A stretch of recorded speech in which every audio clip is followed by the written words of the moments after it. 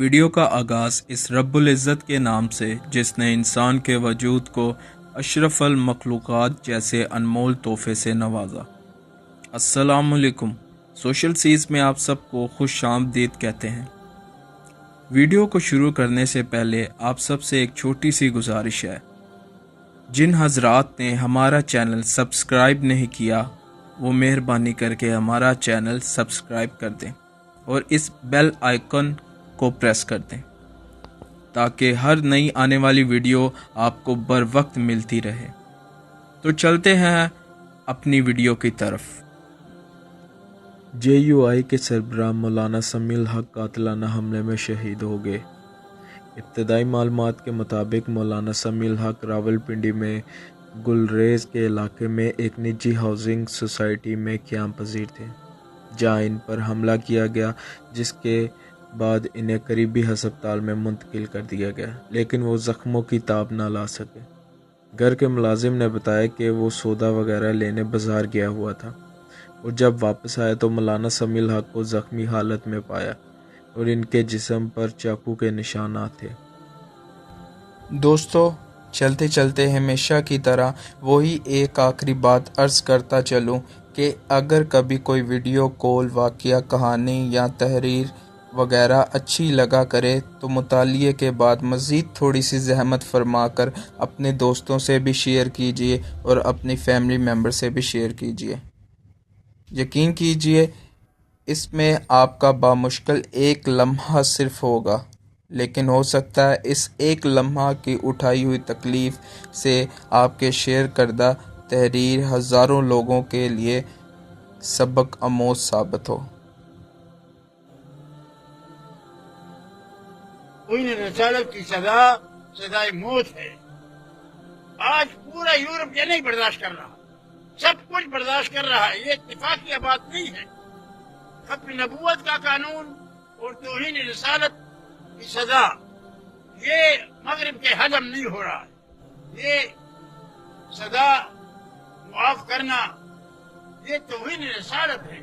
جو بغیرت عدالت اپنے معمولی بات پر توہین عدالت یہ ہماری توہین ہو گئی۔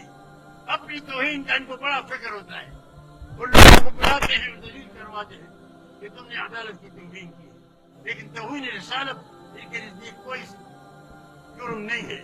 میں کہتا ہوں ان ججوں نے آئین سے غداری کی ہے، آئین کی خلاف ورزی کی ہے، اور ان ججوں نے رسالت کی توہین کر کے آئین سے بغاوت کی ہے۔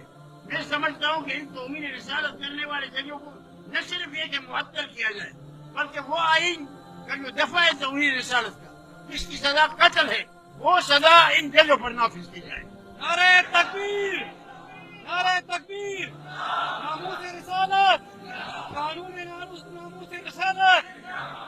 جب تک ان ججوں کو توہین رسالت کی سزا نہ ہو، یہ بدبخت انسان تھا، یہ نثار ثاقب، اس نے بڑا نام کمایا تھا اور بڑے سخت اقدامات کر رہا تھا، بڑے بڑے ظالموں کے خلاف، اور بڑے بڑے چوروں کو پکڑ رہا تھا، وزراء کو پکڑ رہا تھا۔ تو ہم نے کہا یہ تو اللہ نے بڑا فرشتہ بھیجا ہے، لیکن وہ فرشتہ شیطان نکلا، وہ ابلیس کا بچہ نکلا۔ اس خبیث نے اپنے سارے نیکنامی پر پانی ڈلوایا اور اس نے اپنے سب کچھ نیکنامی کو بہا کر لے گیا۔ تو یہ صورتحال میں نے آپ نے شاہ صاحب سے سنا، میں عمران خان سے پچھلے دنوں ملا، تو پہلی ملاقات میں پہلی بات ایجنڈے پر میں نے یہی رکھی تھی، یہ بات چل رہی ہے آسیہ کو چھوڑنے کی۔ تو آسیہ کے چھوڑنے کا مسئلہ کیا ہے، وہ پریشان سا تھا کہ وہ یعنی خاص وضاحت نہیں کر رہا تھا، لیکن گو مگو میں تھا۔ میں نے کہا ایسا کرو گے تو تمہاری حکومت اللہ چھین لے گا، کیونکہ میں نے نواز شریف نے راتوں رات ممتاز قادری کو پھانسی پر لٹکایا، حالانکہ پورا ہندوستان اور پاکستان کی ضرورت نہیں کر سکتا، لیکن وہ خبیث آدمی ہزار مرزائیوں سے زیادہ خطرناک تھا۔ یہ نواز شریف، یہ ہم بدقسمت ملک ہیں، جو بھی آتا ہے ہم پچھلے کو دعا دیتے ہیں۔ تو اس شخص کو کوئی پرواہ نہیں تھی، امریکہ کے غلامی میں ہمیں اتنا پھنسا دیا کہ راتوں رات ممتاز قادری کو اس نے پھانسی پر لٹکایا۔ تو میں نے یہ سارا قصہ کیا عمران خان کو، میں نے عمران کو یہ نواز شریف کا قصہ بھی کیا کہ دیکھو اب جو بھی ہو ڈٹ جاؤ، دباؤ میں مت آؤ. تو اب یہ ججوں کا جو آیا ہے ہمارے اوپر ایک عذاب، ان ججوں کو سزا دی جائے.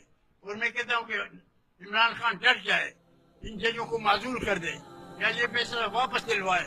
اگر ایسا نہیں کرتا تو میرا یقین ہے کہ اس کی بھی ذلت کے دن آ گئے ہوں گے.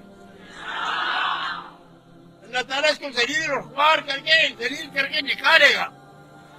وہ تمام پارلیمنٹ کی یہ حالت ہے کہ آج مجھے شاہجی کہہ رہا تھا کہ صبح سے تقریریں ہو رہی ہیں، شہباز شریف بھی آیا ہے اور کشمیر کا رونا رو رہا ہے، لیکن آج کوئی ممبر پارلیمنٹ میں اس مسئلے پر نہیں اٹھا. نہ شہباز شریف اٹھا، نہ کوئی اور سرکاری آدمی، نہ ممبر، نہ اپوزیشن، سب خاموش ہیں. جو ملک رسالت مآب صلی اللہ علیہ وسلم اور اس پر غیرت نہ کرے تو اس کو کیا مقام ہوگا. میڈیا بھی اپنا فرض نہیں ادا کر رہا، اس میں تو سارا ملک تلملا کر اٹھنا چاہیے. یہ ناموس رسول اور اس کے رسول کے لڑنا انشاءاللہ یہ دیوبندیوں کی حمیت ہے. اس میں علماء دیوبند سب سے آگے ہوں گے، ہمیشہ قیادت ہوگی، اور ہم اس تحریک کو آخر تک پہنچائیں گے. اور جب تک وہ ظالموں کو، ان ججوں کو سزا نہ دی جائے تو اس وقت تک ہم آرام سے نہیں بیٹھیں گے. اللہ تعالیٰ آپ اور سب کا حامی ہو.